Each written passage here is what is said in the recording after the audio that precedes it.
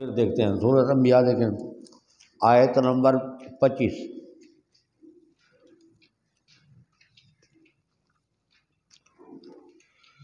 اعوذ باللہ من الشیطان الرجیم بسم اللہ الرحمن الرحیم۔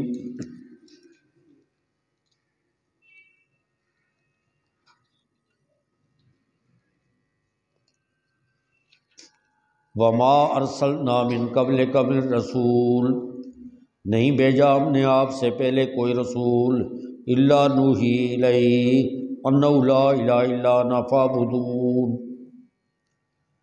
ہم نے آپ سے پہلے کوئی ایسا رسول نہیں تھا جس کی طرف یہ وحی نہ کی گئی ہو لا الہ الا انا، کہ میرے سوا کوئی انتہا درجے کی تعظیم کے لائق نہیں ہے، لہذا فاعبدون، تم سب میری انتہا درجے کی تعظیم کرو۔ یعنی الہ کا معنی عموماً عربی زبان میں کیا جاتا ہے نہیں کوئی عبادت کے لائق، اور یا کہتے ہیں نہیں کوئی معبود۔ عبادت بھی عربی کا لفظ ہے اور معبود بھی عربی کا لفظ ہے، نہیں کوئی پوجا پاٹ کے لائق۔ پوجا جو ہے یہ ہندی کا لفظ ہے، صحیح ذہن میں یہ نہیں آتا سرائکی میں یا اردو میں کہ عبادت کی حقیقی معنی کیا ہے۔ تو عبادت کہتے ہیں غایۃ التذلل، ایسی عاجزی کہ اس کے آگے عاجزی کا تصور نہ ہو سکے، عاجزی کا تصور نہ ہو سکے تو اس کو کہتے ہیں عبادت غایۃ التذلل۔ اور جس کے سامنے وہ عبادت کی جائے یا جس کی عبادت کی جائے تو وہ غایۃ التعظیم، انتہا درجے کی تعظیم۔ تعظیم کے لائق تو ہر چیز ہو سکتی ہے، مخلوق ہو سکتی ہے۔ وَمَن يُعَظِّمْ شَعَائِرَ اللَّهِ، کہ جو شخص تعظیم کرتا ہے اللہ کی نشانیوں کی، تعظیم کے لائق ہیں، لیکن انتہا درجے کی تعظیم کے لائق صرف اللہ تعالیٰ ہے۔ محبت کے لائق ہیں لیکن انتہا درجے کی محبت اللہ کے ذریعہ ہے۔ یحبونہم کحب اللہ، جس طرح اللہ کے ساتھ انتہا درجے کی محبت کی جاتی ہے، یہ اپنے الہوں کے ساتھ وہی محبت کرتے ہیں، ان کو انتہا درجے کی تعظیم کے لائق، انتہا درجے کی محبت کے لائق یہ سمجھتے ہیں۔ اس لیے میں منع کرتا ہوں کہ نہیں کوئی انتہا درجے کی تعظیم کے لائق سوائے اللہ کے، خواہ وہ پکار میں ہو، نیازوں میں ہو اور سجدوں میں ہو، خواہ وہ زبان کے ساتھ تعلق رکھتی ہو وہ انتہا درجے کی تعظیم، یا بدن کے ساتھ تعلق رکھتی ہو یا مال کے ساتھ تعلق رکھتی ہو تو انتہا درجے کی یہ ہر نبی کو ہم نے یہ وحی کی تھی کہ تم میری عبادت کرو۔ یہ اب آیت نمبر 108 اسی سورت میں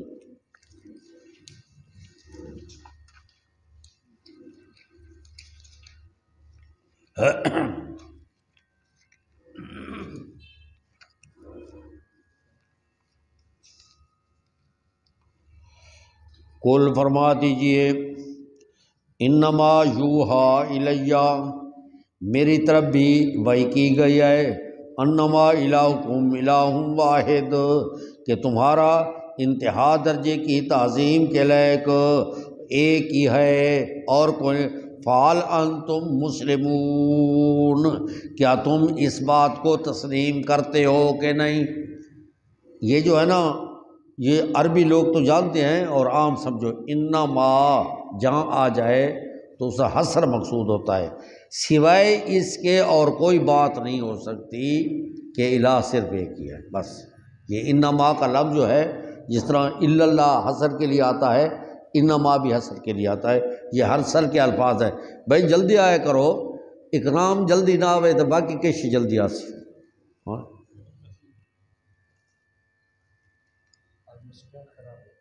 وہ سٹینڈ خراب ہے، سالی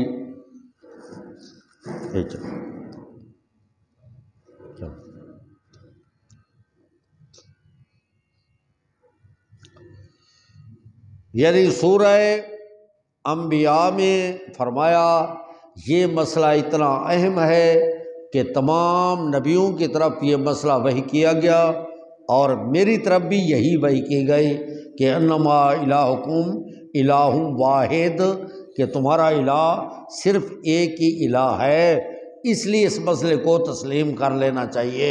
سورہ حج میں یہ فرمایا کائنات میں سب سے زیادہ ذلیل ترین شخص مشرک ہے، اس سے زیادہ ذلیل کائنات میں نہیں ہے۔ خنزیر بھی اتنا ذلیل نہیں ہے، یا کیڑا مکوڑا بھی، دنیا کی کوئی گندگی اتنی ذلیل نہیں ہے جتنا یہ ذلیل ہے۔ یہ فرمایا انما المشرکون نجس، مشرک نجس ہے۔ نجس اس کو کہتے ہیں کہ جس کی پاکی کی، یعنی اس حالت میں جب تک وہ چیز نہ جائے پاک نہیں ہو سکتا، یہ نجس ہے۔ مشرک جو ہے نہایت پلیت ہے، نہایت رنجس ہے۔ اور سب سے زیادہ آیت نمبر 31،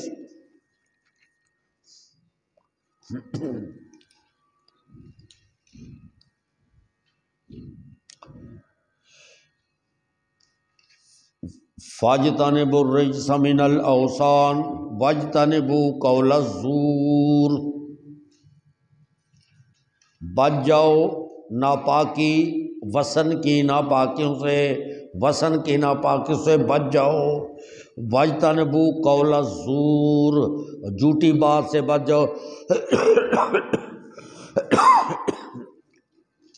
دھوکے کے لیے عموماً کہتے ہیں وثن کا معنی بت۔ بھئی بت پرستی ٹھیک نہیں ہے، ہم کوئی بتوں کو پکارتے ہیں؟ ہم تو پکارتے ہیں نیک لوگوں کو، ان کو بت بنانا، ان کو بت کہنا گستاخی ہے، تو یہ جو ہے نا ہم ان کو نہیں پکارتے۔ اور ایک شخص یہ کہہ رہا تھا، اس کی تقریر میں نے خود سنی ہے، وہ کہہ رہا تھا کہ یا ایھا الناس ضرب مثل فاستمعوا لہ، اے لوگو تمہیں ایک مثال سنائی جاتی ہے، ذرا کان لگا کر سننا۔ ان الذین تدعون من دون اللہ لن یخلقوا ذبابا، جو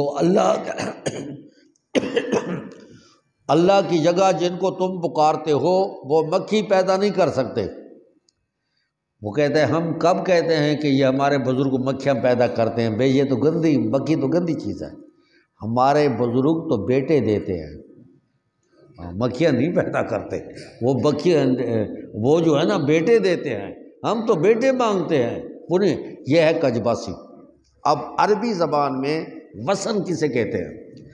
وثن کا معنی بت نہیں ہے، وثن کا مصداق بت ہے، اس کا ایک مصداق بنتا ہے، اس کا یہ معنی بھی ہو سکتا ہے۔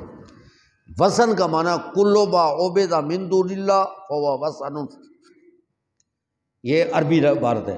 ہر وہ جس کی عبادت کی جائے اللہ کو چھوڑ کر، یہ وثن ہے۔ وثن کل ما مفردات امام راغب، کل ما عبد من دون اللہ فہو وثن، ہر وہ چیز جو غیر اللہ کی عبادت کی جائے اس کو وثن کہتے ہیں۔ اور اسی عربی کو استعمال کیا ہے جناب رسول اللہ صلی اللہ علیہ وسلم نے کہ اللہم لا تجعل قبری وثن یعبد، اللہ میری قبر کو وثن نہ بنانا۔ یہ کبھی بھی کہیں بھی دیکھو، دنیا کی آج تک کوئی ایسی قبر نہیں آئی کہ جو کسی بزرگ کی شکل پر بنائی گئی ہو، یعنی قبر میں وہ فوٹو لگ دیا ہے بزرگ کا، اس کی آنکھیں بنائیں، کان بنائیں، ناک بنائیں، چہرہ بنائیں، اس کی دو ٹانگیں بنائیں، قبر یہ نہیں ہے۔ یعنی کبھی آج تک کسی قبر کو بت نہیں بنایا گیا، بت کی شکل نہیں دی گئی، قبر کی شکل قبر ہی رہے گی۔ اس قبر کی شکل کو نبی پاک فرمائے وثن، اللہم لا تجعل قبری وثن یعبد، اللہ میری قبر کو وثن نہ بنانا۔ یہ کیا مطلب؟ اللہ کو چھوڑ کر اس کے علاوہ عبادت گاہ نہ بنانا۔ اللہم لا تجعل قبری، وصن، میری قبر کو وصن بنانا، یعبد، یہ تاکید ہے کہ ایسا جس کی عبادت کی جاتی ہے اس طرح نہ بنانا۔ تو بت اس کا ایک مصداق بنتا ہے، اس کی تفسیر نہیں ہے، تصویر بنتی ہے، ایک شکل بنتی ہے کہ اللہ کے ما سوا جس کی بھی عبادت کی جائے وہ جو ہے وہ بمنزل وثن کیا ہے، بمنزل بت کیا ہے، وہ الہ ہونے میں ایسا بے اختیار ہے جیسے کوئی شکل اپنے اس شکل والے کے بے اختیار نہیں ہوتا۔ جس کی شکل بنائی جائے نا بت، اس کی کوئی اختیار نہیں ہوتا، فوٹو ہے اس کو کوئی اختیار نہیں ہوتا، فوٹو والے کا اختیار ہوتا ہے، اس کا اختیار نہیں ہوتا۔ تو اس کا کوئی اختیار نہیں ہوتا۔ تو جس کی بھی عبادت کی جائے وہ اس کو بنایا جاتا ہے الہ۔ الہ ہونے میں وہ اسی طرح ہے جس طرح کی کسی کا کوئی فوٹو ہو، کسی کی کوئی شکل ہو، اس میں یہ وہ ہوتا ہے، اس میں نہیں ہوتا۔ موجودہ مشرکین پھر وثنی مشرک ہیں، ہاں تو اندر کوئی شک ہے؟ وثنی مشرک ہیں شک تو نہیں، جڑی اگلی گال کریں دے وہ کو نہیں اندر دوجی سیڑھی چڑھ دے نا وہ نہیں، یہ کہڑا فرق ہے؟ فرق جو انبیاء علیہ السلام کی قبروں پر سجدے اور کرتے ہیں، وصن یعبد، انبیاء کرام کو قبور اقدس کو وصن بناتے ہیں۔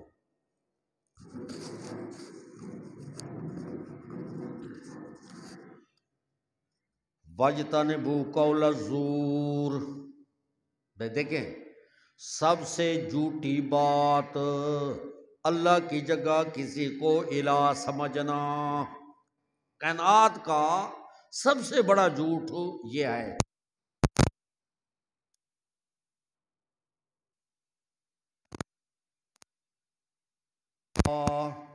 صرف اللہ ہی کے ہو جاؤ، غیر مشرکین بہ، اس کے ساتھ اس کی ذات میں، اس کی صفات میں، ذات و صفات میں کسی کو شریک نہ بناؤ۔ وَمَن یُشْرِک بِاللَّهِ، جو اللہ کے ساتھ شرک کرتا ہے، فَكَأَنَّمَا خَرَّ مِنَ السَّمَاءِ، گویا کہ وہ آسمان کی بلندی سے گزرا، فَتَخْطُفُ الطَّيْرُ، اس کو پرندوں نے اچک لیا، او تہوی بہ الرِّیح، یا لے گئی اس کو ہوا، فی مکان سحیق، دور دراز مکان میں۔ مشرک سب سے زیادہ ناپاک ہے اور سب سے زیادہ ذلیل ترین ہے۔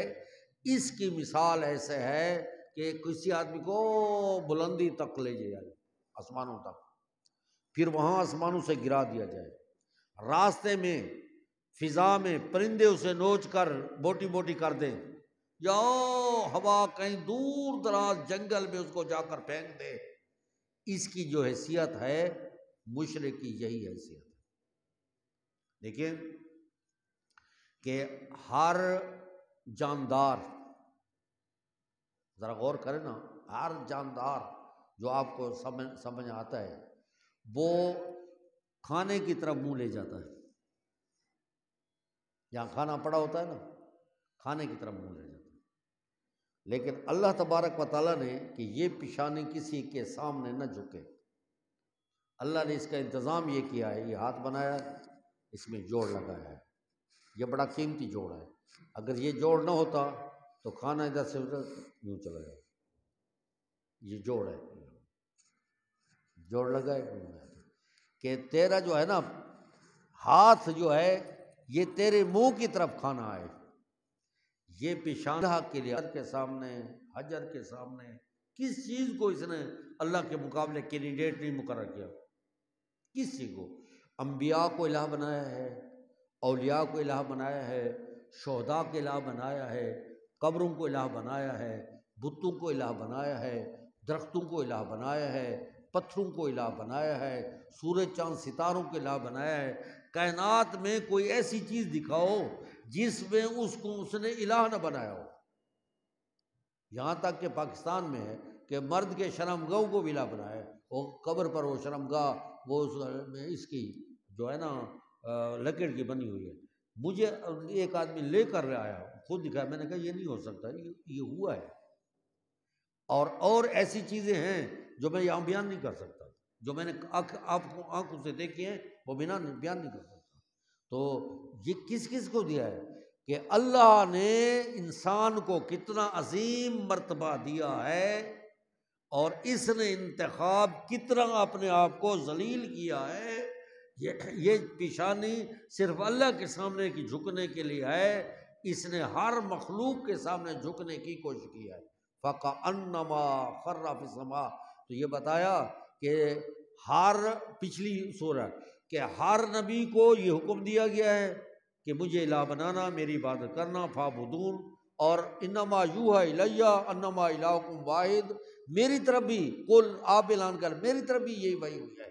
ہر نبی کی طرف وحی ہوئی ہے آپ سے پہلے، میری طرف بھی وحی ہوئی ہے کہ صرف میری عبادت کرو.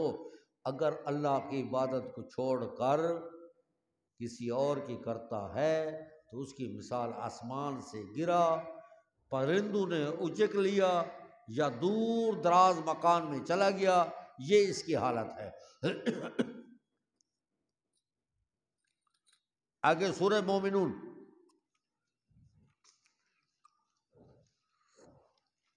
آیت نمبر 91.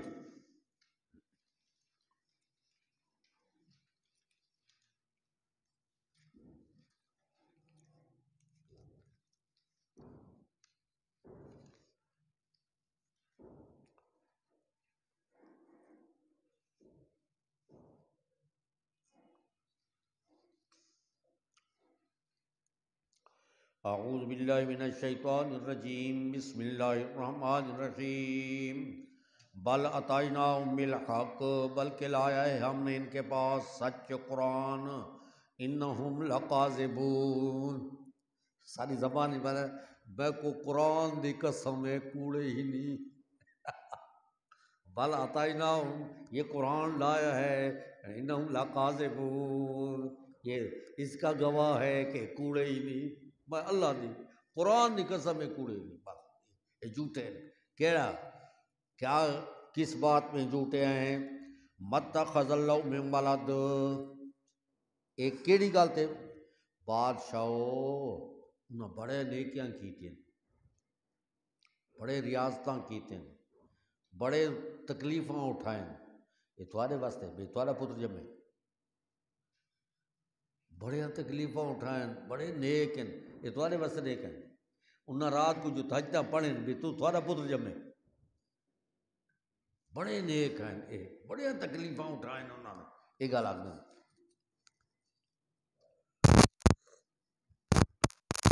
اللہ کے یہ اسی طرح ہیں جس طرح کے کوئی کسی کی اولاد ہوتی ہے. یہ اللہ کے لاڈلے ہیں، اللہ کے محبوب ہیں، لیکھن چ میکھ ہے. اللہ انہاں دی بغال رد نہیں کرے گا. انہاں دے اگوں اللہ فرمائے